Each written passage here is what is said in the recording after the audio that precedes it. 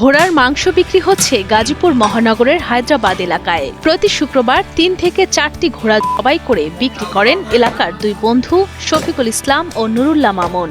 ২৫০ থেকে ৩০০ টাকা দরে বিক্রি করেন প্রতি কেজি ঘোড়ার মাংস। গরুতে চর্বি আছে, এটাতে কোনো চর্বি নেই। তবে এলাকায় ঘোড়ার মাংস বিক্রি নিয়ে শুরু হয়েছে মিশ্র প্রতিক্রিয়া। কেউ জানান ঘোড়ার মাংস খেতে গরুর মাংসের মতোই সুস্বাদু, অন্যদিকে দাম অনেক কম হওয়াতেও এ মাংসের চাহিদা বাড়ছে গাজীপুরে। আমরা খাইয়া খুব ভালো পাই, এর জন্য আমরা এটা নিয়ে খাই, আর এটা আমি নিজেও কাটি এবং খাই। এদিকে ঘোড়ার মাংস খাওয়া অরুচিকর বলেও মনে করছেন এলাকার অনেকে। হাদিসে আছে খাওয়া যায়, তবে এটা মাত্র হিসাবে। দেশে তেমন প্রচলিত না হলেও ইউরোপ সহ মধ্যপ্রাচ্যের কিছু দেশে এটি জনপ্রিয় খাবার।